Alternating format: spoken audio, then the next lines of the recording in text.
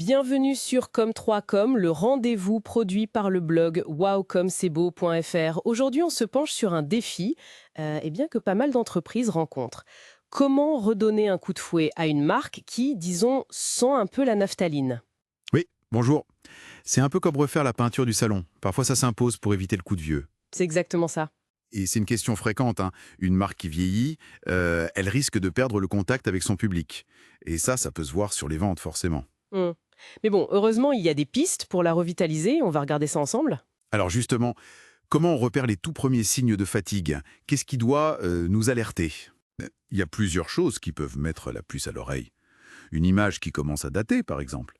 Ou des consommateurs qui semblent moins intéressés, moins engagés. D'accord. Voire tout simplement des chiffres de vente qui baissent. Mais ça peut aussi être plus subtil, hein. Une présence quasi inexistante sur les réseaux sociaux, là où il faudrait être. Ah oui, le décalage. Exactement.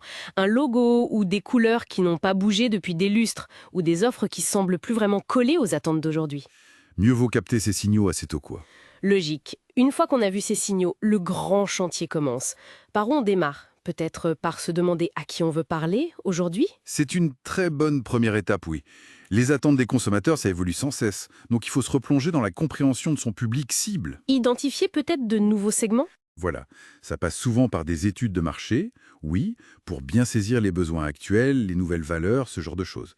Et ça peut mener à adapter ses produits, bien sûr, mais aussi à affiner ses messages pour qu'ils résonnent mieux. Plus pertinent. Et l'habillage de la marque, son look, l'identité visuelle, c'est quand même la première chose qu'on perçoit. Ça donne le ton, non? Absolument, c'est un levier important. On peut envisager de moderniser le logo, la palette de couleurs, la typographie, pour insuffler un air plus contemporain. Tout en gardant l'esprit nécessaire. Tout à fait. Le truc, c'est de le faire en respectant l'ADN de la marque, pour pas perdre les clients fidèles en route. Et surtout, cette nouvelle identité, elle doit être cohérente partout. Site web, profils sociaux, emballage, etc. Une image rafraîchie, ça attire l'œil, et ça peut redonner confiance. J'imagine que ça va te perdre avec une nouvelle façon de prendre la parole. Fini le ton peut-être un peu trop formel ou distant. Ah oui, complètement. Le style de communication doit s'aligner, adopter un ton plus actuel, plus proche des gens. Et puis, choisir les bons canaux pour toucher sa cible. Comme les réseaux sociaux dont on parlait. Exactement. Si on vise les jeunes, difficile d'ignorer TikTok ou Instagram aujourd'hui. Et sur ces plateformes, l'authenticité, la transparence, c'est souvent apprécié. Il faut que l'ensemble de la communication renvoie cette image de dynamisme renouvelé. Bonne carte à jouer. Ça ne veut pas forcément dire tout révolutionner, hein, mais peut-être élargir la gamme, proposer des options qui collent aux nouvelles tendances. Comme le bio, le végétalien. Voilà, dans l'alimentaire par exemple.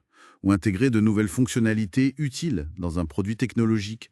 Et là, écouter les retours clients, c'est une super boussole pour orienter cette innovation. Un point important aussi, ce changement ne se fait pas en vase clos. Il faut embarquer les équipes en interne et même les partenaires, j'imagine. Ah oui, leur adhésion est déterminante. Il faut bien communiquer la vision, les objectifs en interne, rassurer, former si c'est nécessaire, et impliquer aussi les partenaires clés, comme les fournisseurs ou les distributeurs.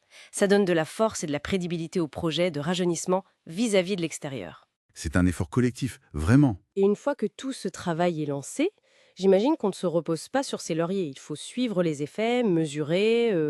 Oui, le suivi est continu. On analyse les retours, le trafic sur le site web, l'engagement sur les réseaux, les ventes bien sûr, la perception de la marque aussi. Oui, via des sondages, par exemple.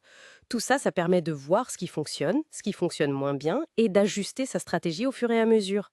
C'est un processus d'amélioration constant, en fait. Pour illustrer un peu tout ça, est-ce qu'on a des exemples de marques connues qui ont particulièrement bien réussi cet exercice de rajeunissement? Oui, oui, il y en a plusieurs qui sont intéressants.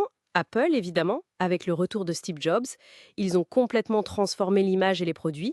On est passé de l'ordinateur beige à l'iMac coloré, puis l'iPhone. Avec un design très épuré, voilà, et une communication très marquée. Il y a Old Spice aussi, qui avait une image assez vieillotte et qui a réussi un coup de maître avec des pubs décalées, pleines d'humour, qui ont cartonné chez les jeunes. Ah oui, je me souviens de ça, ouais. McDonald's a aussi beaucoup bossé pour moderniser ses restaurants, diversifier son offre avec des salades, des fruits. Burberry, dans le luxe, a su prendre le virage du digital très tôt, et même Lego. Ils ont connu des difficultés, mais ils ont rebondi en se diversifiant énormément, avec les licences comme Star Wars, en allant vers le cinéma. Donc, ce qu'on peut retenir de tout ça, c'est que rajeunir une marque, ça demande une approche vraiment globale. Ça touche au produit, à l'image, à la com, et ça implique tout le monde dans l'entreprise. C'est pas juste une couche de peinture fraîche, quoi. Exactement, ces exemples montrent bien qu'un rajeunissement réussi, c'est une démarche pensée, cohérente à tous les niveaux. Et ça amène peut-être une question intéressante. Au-delà de ces géants, Oui, en effet, en regardant autour de soi, quelle marque peut être plus locale ou plus spécialisée mériterait, d'après les personnes qui nous écoutent, un petit coup de jeune. Et surtout, comment est-ce qu'elle pourrait s'y prendre en s'inspirant un peu de ce qu'on a discuté. Voilà une bonne matière à réflexion. C'était Comme 3 Com, rendez-vous au prochain épisode.